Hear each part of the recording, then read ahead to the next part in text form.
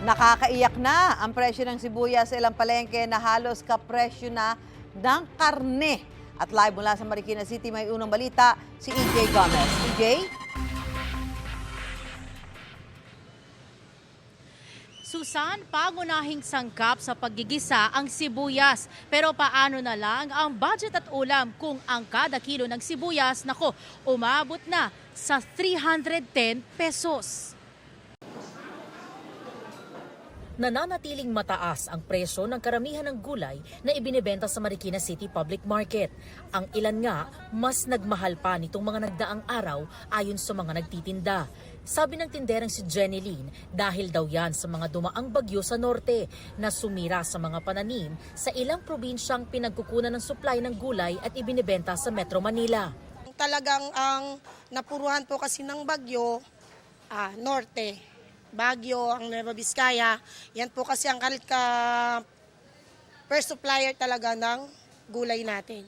Kaya talagang shortage po talaga siya, kaya ganyan ang presyuhan natin. Kami, dealer pa po kami ganyan na yung presyo namin. What more sa mga humahango sa amin. Ang ilang klase ng gulay nagkakaubusan na raw ng supply. Ngayon po actually, ang Baguio beans namin medyo nagkakaubusan talaga, wala kaming supply. Actually, ang presyo niya ngayon, naglalaro siya sa 500, 400, ganyan. Dito sa Marikina City Public Market, ang kada kilo ng local red onions o pulang sibuyas pumalo na sa 310 pesos. May mas mura at malalaking variety na imported galing India na ibinebenta ng 140 pesos kada kilo. Ang imported white onion naman na maliliit, 140 pesos din ang kada kilo. 120 pesos kada kilo yung mas malalaki. Mas mababa ang presyo ng mga lokal at imported na pula o puting sibuyas base sa Price Monitoring Index ng Department of Agriculture sa Metro Manila. Ilang gulay pa ang mas tumaas ang presyo gaya ng siling green na nasa 330 pesos ang kada kilo ngayon mula sa dating 250 pesos. Ang siling labuyo naman mabibili sa 500 pesos na nooy 400 pesos. At ang bell pepper, 280 pesos mula sa dating 220 pesos kada kilo.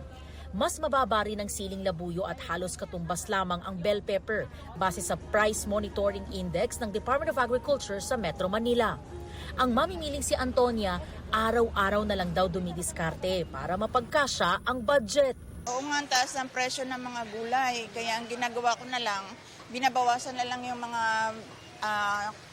yung gulay na bibilin mo. Hindi na yung kung 1 kilo, hindi na ganon. Half na lang, yung mura na lang yung binibili. Mahal kasi, 320 po unan. Baguio beans. Susan, sabi pa naman nakausap natin nagtitinda, baka iilan lang na gulay yung magbaba yung presyo sa mga susunod na linggo. Pagsapit daw kasi talaga ng December ay nagbabago o tumataas talaga ang presyo ng ilang gulay. Wag lang din daw sanang bumagyo ulit at masira yung pananim ng kanilang mga supplier. Mula po dito sa Marikina City, EJ Gomez para sa GMA Integrated News. Gusto mo bang mauna sa mga balita? Mag-subscribe na sa GMA Integrated News sa YouTube at tumutok sa unang balita.